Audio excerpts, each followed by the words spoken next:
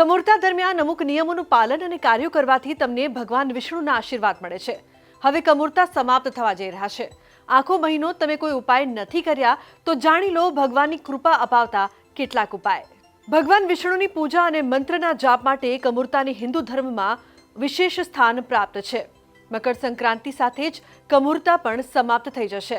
બધા શુભ અને માંગલિક કાર્યોનો પ્રારંભ થઈ જશે।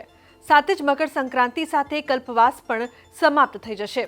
એટલા માટે જો તમે કમૂરતા દરમિયાન કોઈ મંત્ર જાપ અથવા ભગવત ભજન નથી કરાવ્યું તો કમૂરતાના બચેલા દિવસોમાં સ્નાન દાન અને ભગવાન શ્રી હરિનું ધ્યાન કરી શકો છો। સાથે જો તમે કલ્પવાસ કરવા માંગો તો તે પણ કરી શકો છો। કમૂરતાના આ બાકીના દિવસોમાં તમે દરરોજ કોઈ પણ પવિત્ર તળાવ કુંડ કે નદીમાં સ્નાન કરી શકો છો। આમ કરવાથી તમને શાશ્વત પુણ્ય પ્રાપ્ત થશે।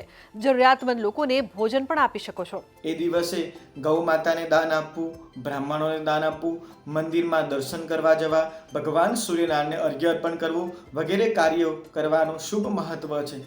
વિશેષ કરીને તલના લાડુનું ભોજન કરવું એટલે કહેવાય કે તલ આરોગ્યવર્ધક છે તો કહેવાય તલના પદાર્થનું સેવન કરવું ઇત્યાદિ કરવું વિશેષ કરીને શુભ મનાય। તો આજના મારા આ અહેવાલમાં બસ આટલું। ફરી મળીશું એક નવી અને મહત્વપૂર્ણ જાણકારીની સાથે, પરંતુ આ વિડીયોને આપ ખાસ લાઈક કરજો અને શેર પણ કરજો। નમસ્કાર। કમૂરતા દરમિયાન અમુક નિયમોનું પાલન અને કાર્યો કરવાથી તમને ભગવાન વિષ્ણુના આશીર્વાદ મળે છે। હવે કમૂરતા સમાપ્ત થવા જઈ રહ્યા છે। આખો મહિનો તમે કોઈ ઉપાય નથી કર્યા તો જાણી લો ભગવાનની કૃપા અપાવતા કેટલાક ઉપાય। ભગવાન વિષ્ણુની પૂજા અને મંત્રના જાપ માટે કમૂરતાની હિન્દુ ધર્મમાં વિશેષ સ્થાન પ્રાપ્ત છે। મકર સંક્રાંતિ સાથે જ કમૂરતા પણ સમાપ્ત થઈ જશે। બધા શુભ અને માંગલિક કાર્યોનો પ્રારંભ થઈ જશે। સાથે જ મકર સંક્રાંતિ સાથે કલ્પવાસ પણ સમાપ્ત થઈ જશે। એટલા માટે જો તમે કમૂરતા દરમિયાન કોઈ મંત્ર જાપ અથવા ભગવત ભજન નથી કરાવ્યું તો કમૂરતાના બચેલા દિવસોમાં સ્નાન દાન અને ભગવાન શ્રી હરિનું ધ્યાન કરી શકો છો। સાથે જો તમે કલ્પવાસ કરવા માંગો તો તે પણ કરી શકો છો। કમૂરતાના આ બાકીના દિવસોમાં તમે દરરોજ કોઈ પણ પવિત્ર તળાવ કુંડ કે નદીમાં સ્નાન કરી શકો છો। આમ કરવાથી તમને શાશ્વત પુણ્ય પ્રાપ્ત થશે। જરૂરિયાતમંદ લોકોને ભોજન પણ આપી શકો છો। એ દિવસે ગૌ માતાને દાન આપવું, બ્રાહ્મણોને દાન આપવું, મંદિરમાં દર્શન કરવા જવા, ભગવાન સૂર્યનારાયણને અર્ઘ્ય અર્પણ કરવું વગેરે કાર્યો કરવાનું શુભ મહત્વ છે। વિશેષ કરીને તલના લાડુનું ભોજન કરવું એટલે કહેવાય કે તલ આરોગ્યવર્ધક છે તો કહેવાય તલના પદાર્થનું સેવન કરવું ઇત્યાદિ કરવું વિશેષ કરીને શુભ મનાય। તો આજના મારા આ અહેવાલમાં બસ આટલું। ફરી મળીશું એક નવી અને મહત્વપૂર્ણ જાણકારીની સાથે, પરંતુ આ વિડીયોને આપ ખાસ લાઈક કરજો અને શેર પણ કરજો। નમસ્કાર। કમૂરતા દરમિયાન અમુક નિયમોનું પાલન અને કાર્યો કરવાથી તમને ભગવાન વિષ્ણુના આશીર્વાદ મળે છે। હવે કમૂરતા સમાપ્ત થવા જઈ રહ્યા છે। આખો મહિનો તમે કોઈ ઉપાય નથી કર્યા તો જાણી લો ભગવાનની કૃપા અપાવતા કેટલાક ઉપાય।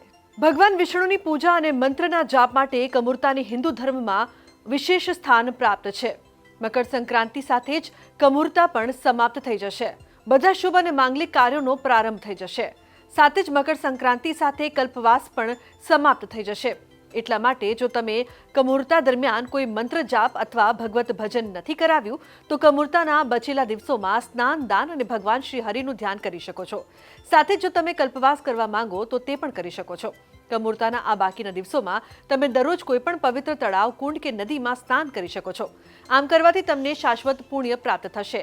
જરૂરિયાતમંદ લોકોને ભોજન પણ આપી શકો છો। એ દિવસે ગૌ માતાને દાન આપવું, બ્રાહ્મણોને દાન આપવું, મંદિરમાં દર્શન કરવા જવા, ભગવાન સૂર્યનારાયણને અર્ઘ્ય અર્પણ કરવું વગેરે કાર્યો કરવાનું શુભ મહત્વ છે। વિશેષ કરીને તલના લાડુનું ભોજન કરવું એટલે કહેવાય કે તલ આરોગ્યવર્ધક છે તો કહેવાય તલના પદાર્થનું સેવન કરવું ઇત્યાદિ કરવું વિશેષ કરીને શુભ મનાય। તો આજના મારા આ અહેવાલમાં બસ આટલું। ફરી મળીશું એક નવી અને મહત્વપૂર્ણ જાણકારીની સાથે, પરંતુ આ વિડીયોને આપ ખાસ લાઈક કરજો અને શેર પણ કરજો। નમસ્કાર।